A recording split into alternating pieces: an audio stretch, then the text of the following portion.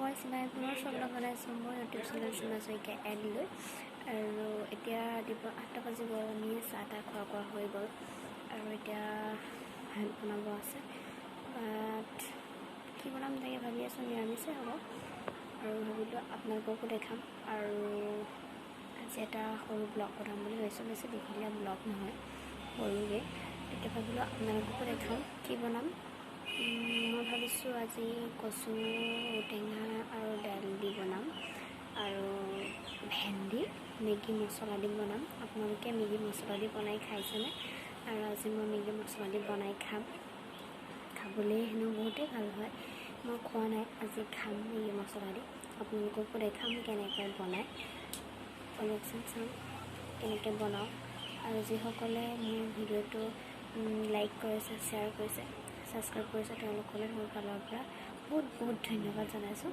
আৰু এনেকৈয়ে মোক সহায় জনাই থাকিব আৰু মই আপোনালোকক নতুন ভিডিঅ' দেখাবলৈ চেষ্টা কৰিম আৰু বলকচোন চাওঁ মই আপোনালোকক আজি কেনেকুৱা নিৰামিষ বনাই চাম আপোনালোককো দেখাম কেনেকুৱা কি হয় বলকচোন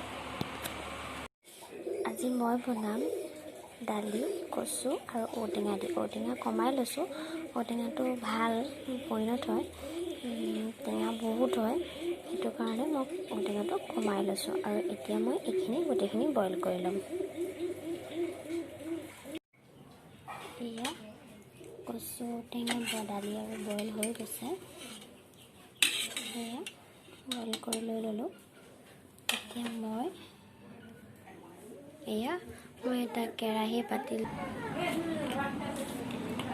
ইয়াত মই মিঠাতেল দিম চবেই জানে বনাই এনেকৈ খায়েই তেওঁ মই বনাই দেখাইছোঁ সেইটো গৰম হৈ গৈছে কেৰাহীটো পটককৈ গৰম হয় আৰু ইয়াত মই পাঁচফোৰণ দিছোঁ পাঁচফোৰণ দি ভালকৈ ফুটক তাৰপাছত মই কাটি ল'লোঁ পিঁয়াজখিনি দি দিম অলপ ভাজি ল'ম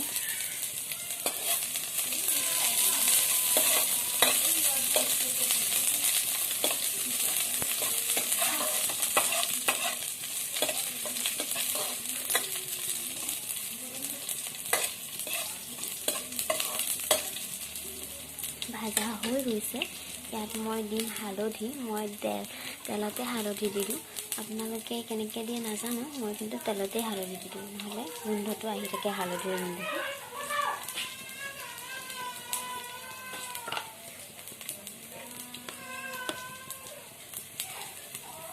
মই হালধি দি দিছোঁ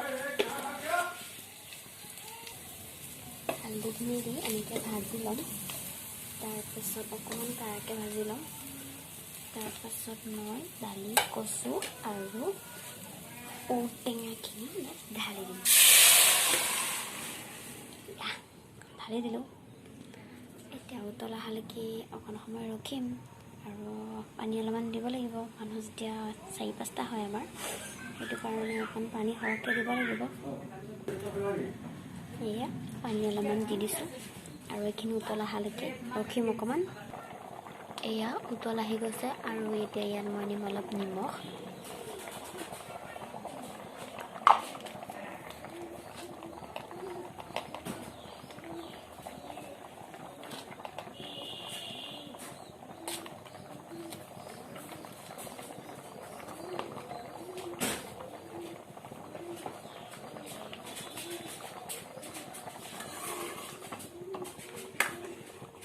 কচুটো বহুত ধুনীয়া হয় খাবলৈ এনেকৈ দাইলত দিলে খাই ভাল লাগে আপোনালোকে বনাই খাই চাবচোন এয়া আমাৰ দাইল ৰেডি হৈ গৈছে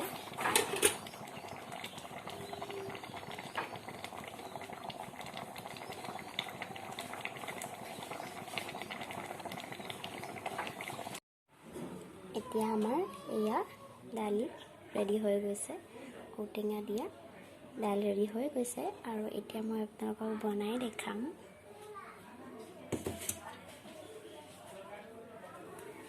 এয়া ভেন্দি আৰু এয়া মই পিঁয়াজ কাটি লৈছোঁ আৰু এইটো মেগী মছলা পেকেট দি মই ভেন্দি ভাজি বনাম আজি খাই কেনেকুৱা হয় আপোনালোকে বনাই খাই চাবচোন আজি মই বনাই দেখাম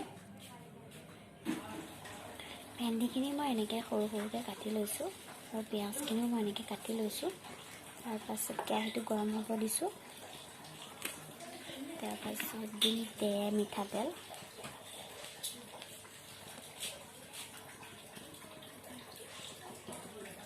মিঠাতেল অকণমান সৰহকৈ দিম। তাত দিম মই এতিয়া পিঁয়াজ। কেৰাহীটো সোনকালেই গৰম হৈ যায়, বনাই ভাল লাগে এইটো কেৰাহী, মই ভাল পাওঁ আছোঁ বনাই।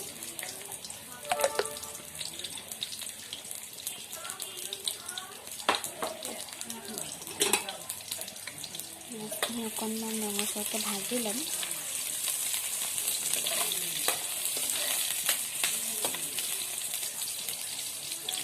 তাত দিম হালধি।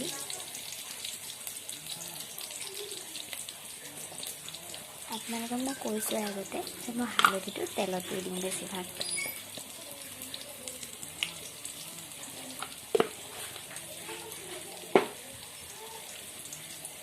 তাৰপাছত এইখিনি মই লৰাই তাত ভেন্দিখিনি দি দিম। অকণমান ভাজি ল'ম।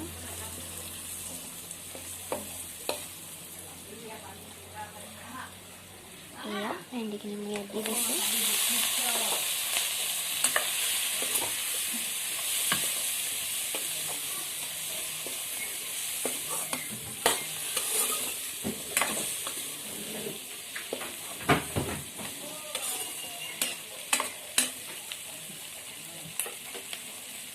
তাত মই এতিয়া দি দিম অলপ নিমখ।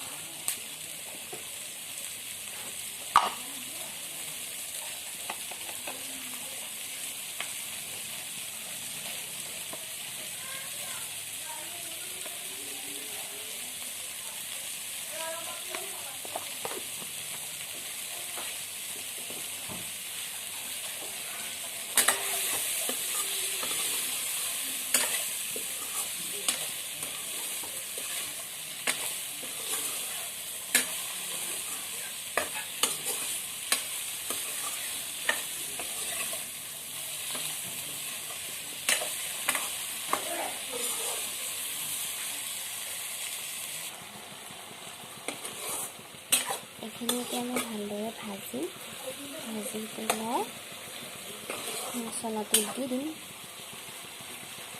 আৰু এইখিনি অলপমান সময় ৰখিম অকণমান সিজালৈকে।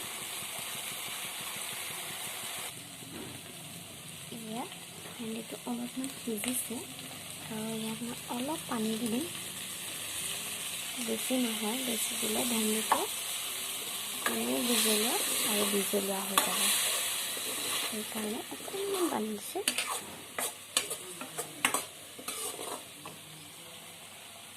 ইয়াত এতিয়া মই দিম মেগী মছলাটো। মেগী মছলা ইয়াত মই এতিয়া দি দিম।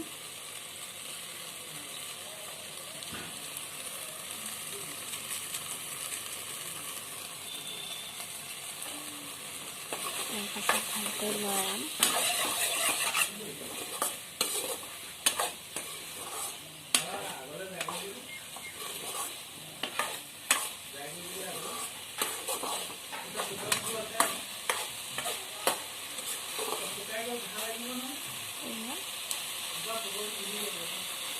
ভেন্দি প্ৰায়খিনি সিজিয়ে গৈছে।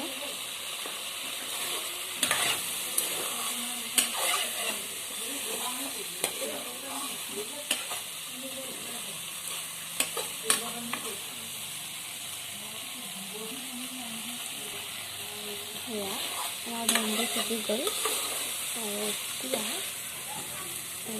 সিজি গ'ল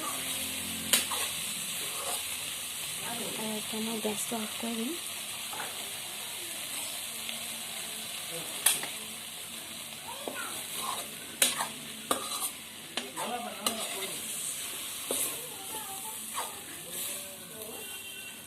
এয়া চাওক আমাৰ প্ৰায় হৈ গৈছে।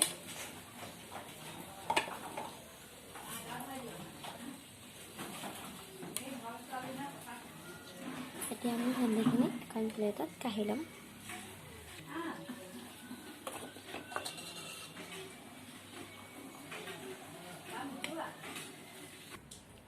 এয়া আমাৰ ভেন্দি আৰু মেগী মছলাৰ ভাজি ৰেডি হৈ গৈছে আৰু এতিয়া আমি খাম ভাতৰ লগত। আপোনালোকে এনেদৰে বনাই খাই চাবচোন কেনেকুৱা হয়। হেল্ল' ফ্ৰেণ্ডছ, এতিয়া 1টা বাজিলে, ভাত খোৱা বোৱা হৈ গ'ল আৰু মই যে আপোনালোকক দেখাইছোঁ মেগী মছলা দিয়া ভেন্দি ভাজিকণ বহুত ভাল লাগিছে খাবলৈ। মেগী মছলাটো এনেও খাই ভালেই লাগে, মই আকৌ শুকানেও টেষ্ট কৰি খাই চাওঁ পেকেটৰ পৰা উলিয়াই, খাবলৈ ভাল লাগে। শুনিছোঁ বহুতেই খাই হেনো তেনেকৈ, আপোনালোকে খাই নাখায় নাজানো, কিন্তু মই খাওঁ তেনেকৈ, ভাল লাগে খাই। আৰু ভেন্দি ভাজিকণো কেনেকৈ খাই ভাল লাগিছে মেগী মছলাটো দি। তাৰপিছত আপোনালোকে বনাই খাই চাবচোন কেনেকুৱা হয়, মোক কমেণ্টত জনাব। আৰু যদি মোৰ ভিডিঅ'টো নতুনকৈ কোনোবাই চাইছে তেতিয়াহ'লে ছাবস্ক্ৰাইব কৰি দিব। আৰু মোৰ ভিডিঅ' যদি ভাল লাগে লাইক কৰিব, শ্বেয়াৰ কৰিব, ছাবস্ক্ৰাইব কৰিবলৈ একেবাৰে নাপাহৰিব।